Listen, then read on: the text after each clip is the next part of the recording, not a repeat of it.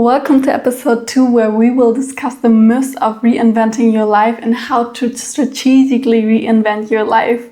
We will look at a specific roadmap that will get you crystal clear action steps on how to reinvent your life, and also, if you're navigating challenges, how to overcome those challenges. Because if we get stuck in those challenges we are facing, we are not even getting to the point where we have the energy to recreate our life. So first and foremost, it is super important that we understand what reinventing your life means and what it doesn't mean. So we are crystal clear on what to navigate, what to expect. Because our life is based around these myths, these beliefs that we have on what we think our life can look like and how we think reinventing our life actually works. Because to be honest, there is so much information out there. And I get it that it can sometimes feel overwhelming to have this amount of self-development books, podcasts, and everything, and to listen to them all and then have no clue on what to do next. So we need those action steps, those specific action items to get you from where you are right now to where you really want to be, to get you the results. Because sometimes we create vision boards, we put on good intention and set goals for ourselves, but what we are missing is taking the action. And that is what we want to bust today to get your specific results that you are looking for, a specific action plan to get you out of paralysis. So the myth number 1 is that you have to reinvent yourself completely. This is such a radical view on this, and it sometimes is the correct thing for you, but it sometimes can be really overwhelming because it feels like, okay, I have to quit my job, my education, I have to buy a new outfit, get a new haircut, and redesign basically everything. But radical reinvention can also look like taking small steps each day, because taking small steps over a long period of time actually brings you more results, because consistency really is the key. Doing something once, doing it really big, gets you results, yes, but long-term happiness and long-term results come with small little action steps taken day by day. And I just mentioned getting a new haircut and redesigning what you do for a job, but reinvention actually starts with you. It starts from the inside. So the characteristics that you want to embody. We always say, okay, I want to be more grateful. What does that actually mean? I want to be happier. Okay, what does that even mean? How can you achieve these things from the outside? Because it is really so true, and I have experienced this over and over again in my life, that outside circumstances don't make you happy. You can be on the most beautiful vacation you can imagine, like Bali or whatever you might be, and you can still be at the beach sipping your cocktails and being absolutely sad and stressed out. Why? Because your thoughts create your life. Your thoughts also create your mood and your emotions. So if you think negative thoughts, and maybe you've been there too, just laying on the beach, thinking about the past or worrying about the future, and those exact thoughts then reproduce your emotions. Even if you're not really in danger right now, the fight and flight response is activated. So you can be safely lying on the beach, nothing really happens, and you can be stressed out of your mind. That is really the power that your thoughts have. So to reinvent your life from the inside, you have to refocus on your belief systems and have to restructure your thoughts. And that is internal work. And that is actually the most important part, because you can redesign your life on the outside, but nothing can really happen, and it can still feel like a mismatch. Just because your inner world is not catching up to the outside circumstances that you are creating. Even if you are switching your job or cutting out negative people in your life, you can still feel sad. And you can, like I just said, go to the most beautiful place on this planet Earth and still feel sad. So whatever you do on the outside comes second. What we have to focus on first is your thoughts and your beliefs. So the myth really is, you don't have to radically change everything in your life. You just have to start with your inner world first. And the myth number 2, which I see so often, is that you get to the finish line and then everything is just perfect. So you envision a big goal, you set out a plan, and once you've gone through that plan, or once you are at that specific point, everything is done and you're just happy. That is sometimes the vision that we are having.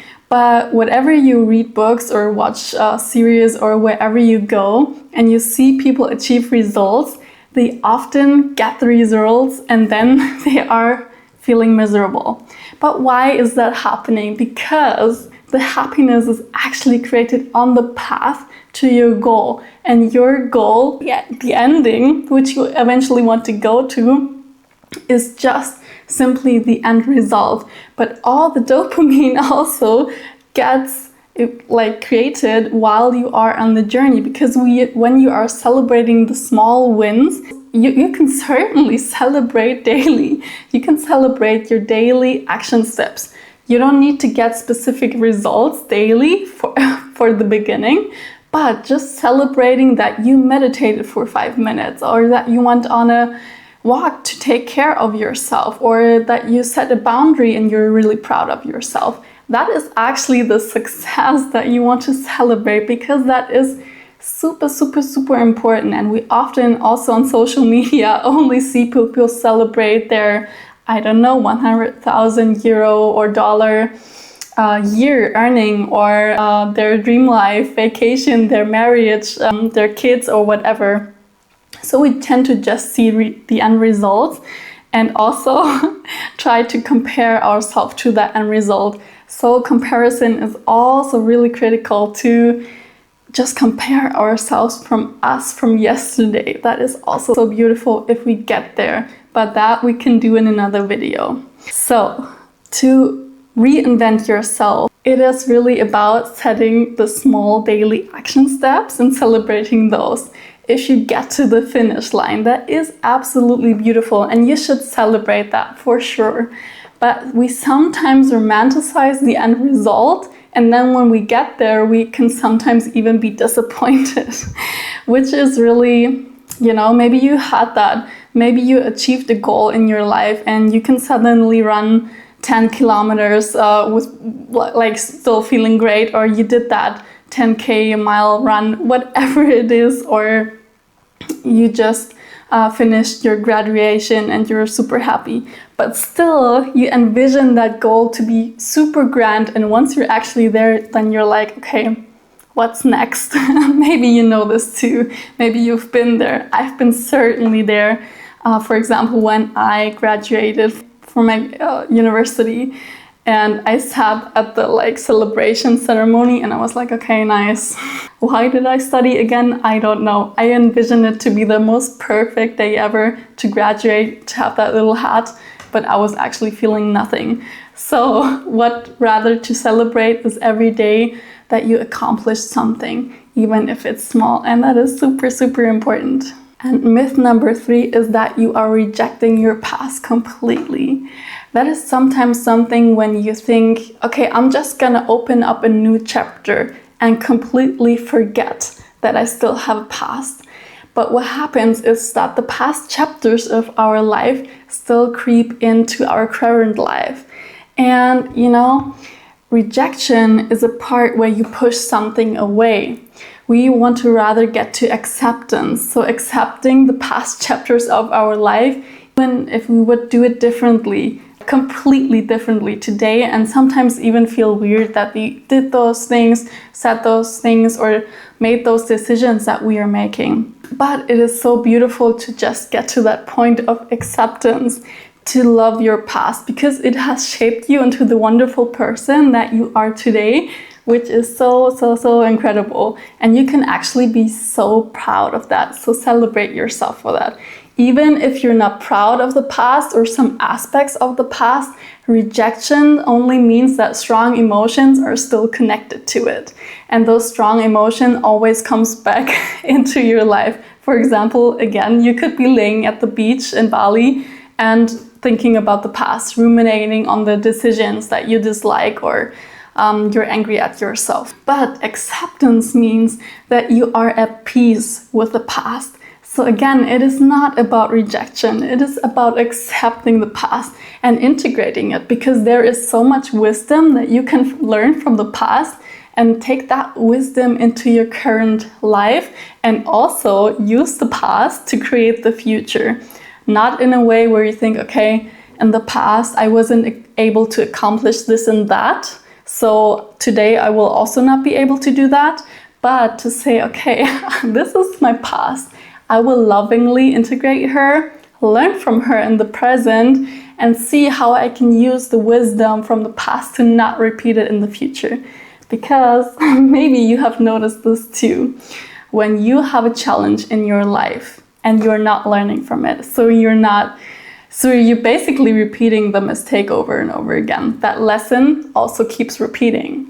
So you can only break the cycle once you learned from that situation and decide to move on forward with more wisdom and more clarity, and decide to learn from, I don't want to say mistakes, because nothing really is a mistake, right? We're just learning, we're just evolving on our journey, and we're not perfect, so why call it mistakes, right?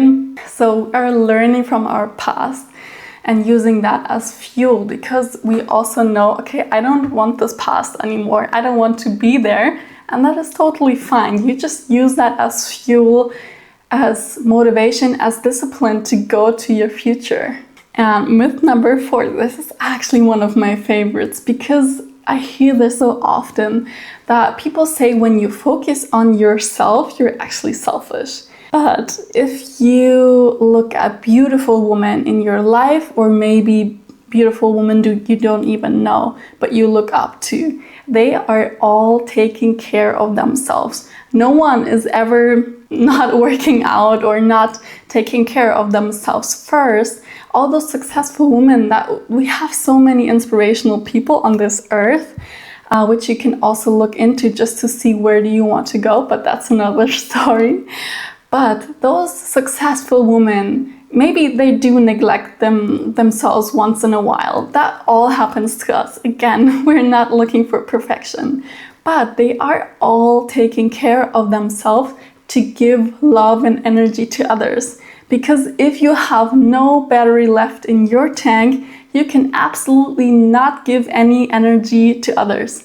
Well, you can give energy to them, but just for, you are completely draining yourself, and this will in the long term or even in the short term not feel really good. So focus on yourself first, because if you focus on yourself first, you have so much energy to give to others, and they, which is super amazing, they will give energy back to you. So it's a win-win situation. And oftentimes, maybe you've experienced this too, when you feel depleted and a friend calls you and says, okay, I really need your help. And you're like, okay, I somehow have to help her. I have no energy left in the tank, but I will do it. Sometimes it's not really helpful because you feel sad for not really helping her and not really being present with her. And she also does not get any benefit. So what you can do instead is say, okay, let me call you in 10 minutes. I will go for a walk. I will have some water, do whatever feels good for you. And then I'll call you and we can look at this together. So it can also be like micro recharging rituals. It doesn't have to be the 3-week vacation. It can be super simple, but make sure to recharge yourself multiple times during the day. Getting up from your chair, going for a walk, just breathing deeper for a moment, just doing what feels good for you. And you will see that if you do those little things over time, it is also no extra time because you can do it while walking to the train or whatever. But you'll see that those small little things to recharge your battery will last you just longer in the long term, and you will just feel better. And last but not least, but myth number 5, which is also so good. You have to exactly know who you want to be to get started. And this was me in the very beginning of my journey, because I thought I have to have this perfect image of the woman that I want to become. And I have to know all my goals, all my strategies. I have to read every book on the planet about personal growth.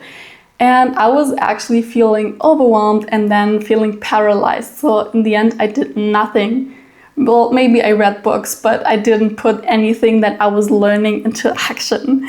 So the critical part is putting things into action, because if we are just reading, learning, studying, and not putting anything into like real world life, we're not getting any results. But our mind thinks, okay, I'm getting results, I'm studying, but actually you're bullshitting you.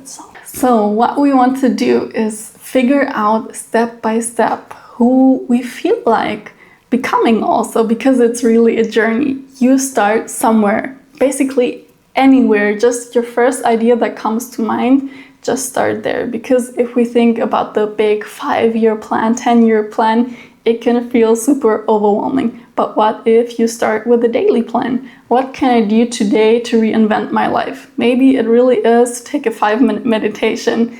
That sounds super small, but it's actually super valuable if you start taking care of yourself, because then you learn to trust in yourself, which is also super important. So reinventing yourself starts with curiosity and courage. Those two elements are really critical, because curiosity means that you are the observer. And being the observer sometimes is a little bit vague, but what it actually means is that you are neutral about your life. When you, for example, don't do anything for yourself or for reinventing your life one whole week, you are not having a shitstorm for yourself, but you are gently guiding yourself into the direction you want to go in, and just say, okay, it just happened, it's totally okay, but I'm just readjusting now and going where I actually want to go. And this is super, super, super beautiful if you get to that point where you have this neutrality about your life, because you can look at your life and just see what the problem is and then find solutions to get there. But if we only focus on the problems and get emotional about the problem, we don't really think about the solution. So becoming curious, what is happening in your life? What is working and what is not working? That is super, super important. If you also think about what is working, you have like a column for everything that works out and everything that is not working. Basically, you do everything that is working more and do everything that is not working less. So you're becoming like a scientist for your own life.